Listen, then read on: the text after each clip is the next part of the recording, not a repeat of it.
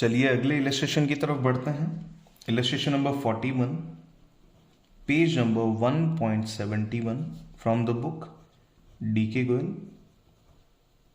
Chapter है fundamentals of partnership firm, introduction of partnership firm.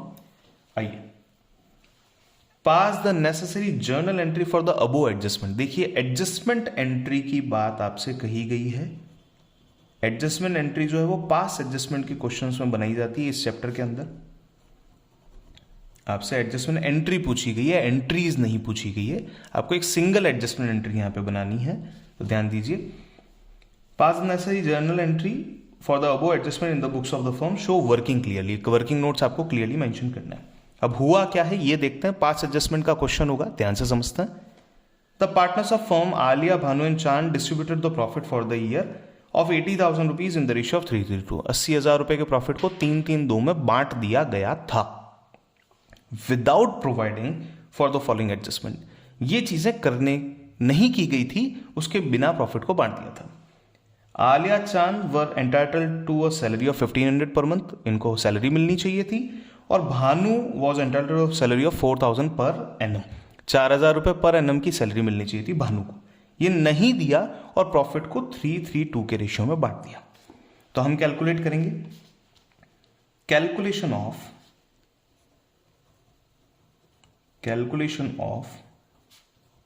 Misappropriation of profit. Misappropriation of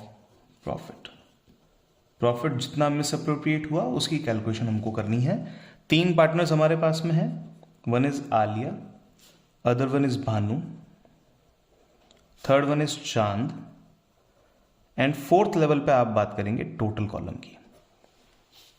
ए लिखेंगे profit to be appropriated. Profit to be appropriated, कितना profit दिया जाना चाहिए था। Profit to be appropriated, कितना profit देना चाहिए था और किस नाम से देना चाहिए था। तो हम यहां पे लिखेंगे सैलरी के नाम से देना चाहिए था। कितना देना चाहिए था? आलिया की सैलरी थी 1500 पर मंथ, तो 1500 इंटू 12 करना है, तो 12 इंटू 15 कर लेते हैं। 12 इंटू 15 करना आसान है, क्योंकि 12 में 12 का हाफ जोड़ना है आपको।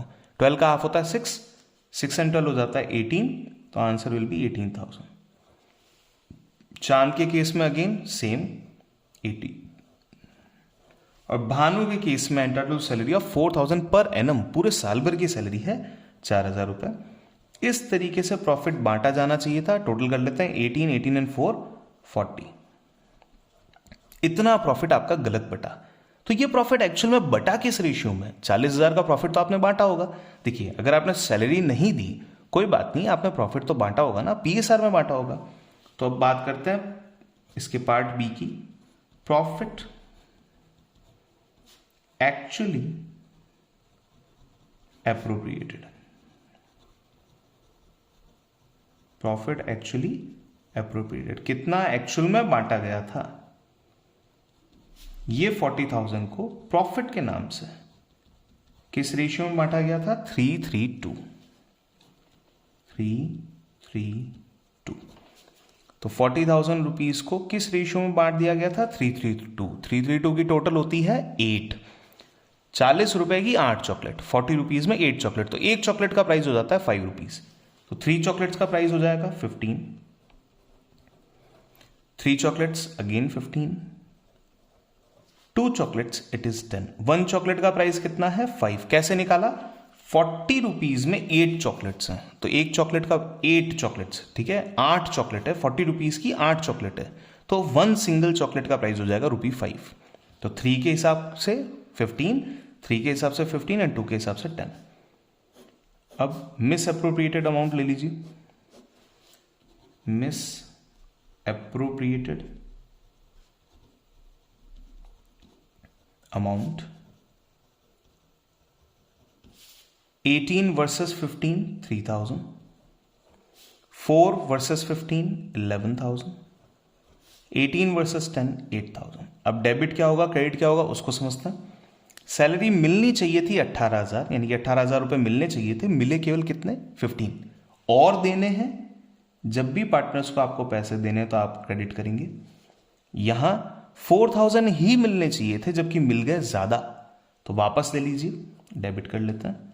और यहां पे 8000 रुपीज कम मिले हैं, 18 मिलने चाहिए थे, केवल 10 ही मिले, तो क्रेडिट कर देता है।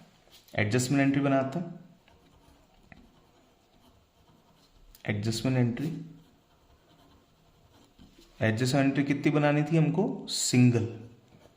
ठीक है, तो सिंगल एडजस्टमेंट एंट्री क्या बनेगी? इन 3 के बेस पे हम एंट्री बनाएंगे। इस अकाउंट को डेबिट करना है तो भानुज कैपिटल अकाउंट डेबिट करेंगे, Bhanu's capital account debit 11,000 to Alia's capital account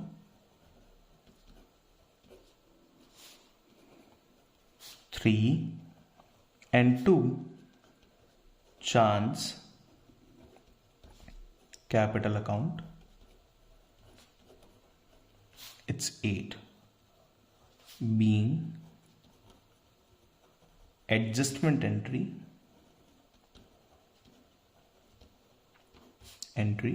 made। Adjustment entry जो है वो पास हमने कर दी और अकाउंट्स को रेक्टिफाई कर दिया। इसी जगह पे अब मैं, ये क्वेश्चन तो हो चुका है, एक बार अपन आंसर भी मैच कर लेते हैं। आंसर क्या आ रहे हैं यहाँ पे? देखिए, अब भानु कैपिटल 11, आलियास कैपिटल ये हो चुका है 3000 और चांस कैपिटल हो चुका है 8000 और ये सारा वर्किंग डन है। इसी क्वेश्चन को अगर मल्टीपल एडजस्टमेंट एंट्रीज के थ्रू करना हो, कई बार क्वेश्चन में आ जाता है कि मल्टीपल एडजस्टमेंट एंट्रीज करनी है और P&L एडजस्टमेंट अकाउंट को यूज में लेना है, तो adjustment entries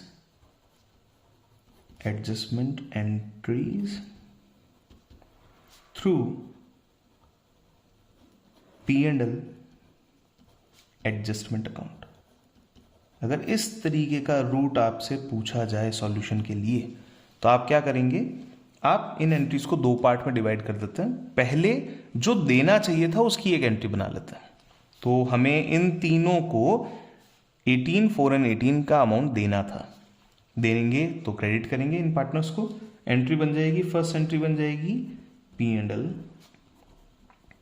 adjustment account debit to Alia's capital to Bhanu's capital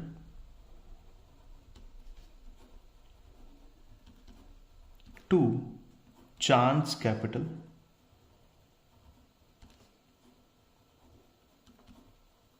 being salary allowed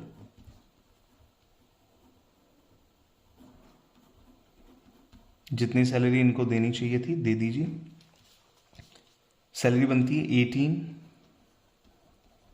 4 and 18, it is ₹40,000। अभी जो आपके पास में P&L एडजस्टमेंट इकट्ठा हुआ है उस P&L एडजस्टमेंट को वापस पार्टनर्स के कैपिटल अकाउंट में डिस्ट्रीब्यूट कर दीजिए। किस रेशियो में करेंगे? PSR में। ये रिप्रेजेंट करता है कि ये जो 40,000 का आपको सैलरी देना है वो ऑलरेडी किसके पास पड़ा है? आप ही लोगों के पास में पड़ा है, तो हम आपसे वापस लेंगे। जिस रेशियो में हमने डिस्ट्रीब्यूट कर दिया था उसी रेशियो में वापस ले रहे हैं। एंट्री बनती है Alia's capital debit Bhanu's capital debit Chand's capital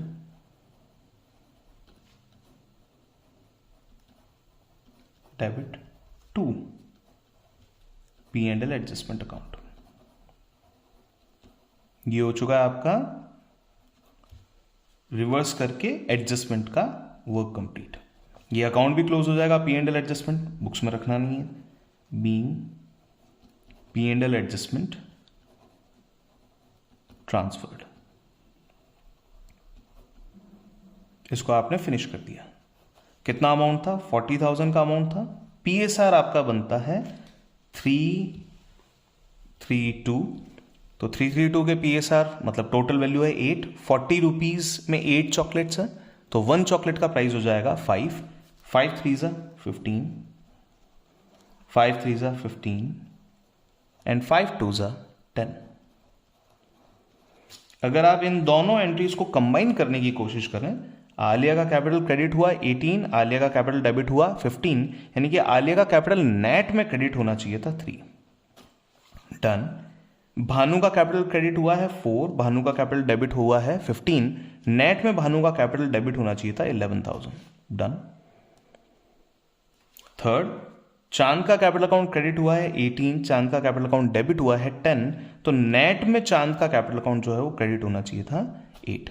इस तरीके से एक सिंगल एंट्री की जगह पे आप मल्टीपल एंट्रीज भी पास कर सकते हैं और इनकी जगह पे आप single entry with working note pass कर सकते हैं अकॉर्डिंग टू द क्वेश्चन ने कैसा पूछा है आपको एग्जाम में, उस हिसाब से आपको चलना पड़ेगा। तो ये दोनों अल्टरनेटिव अप्रोच है, दोनों में से कोई एक चीज आपसे पूछी जाएगी। आगे वाले क्वेश्चंस में भी हम देखते जाएंगे, क्योंकि पास एडजस्टमेंट के क्वेश्चंस बहुत सारे हैं जो आपको करने हैं। प्रैक्टिस अगर आप कर लेंगे तो एग्जाम के पास एडजस्टमेंट के क्वेश्चन आपसे हो जाएंगे। Thank you so much for watching this video. अगर आपको लगता है कि ये वीडियो किसी और के काम आ सकती है, प्लीज़ शेयर इट, चैनल को सब्सक्राइब करें, वीडियोज़ को लाइक करें ताकि हमें मोटिवेशन मिलता रहे। Thank you so much.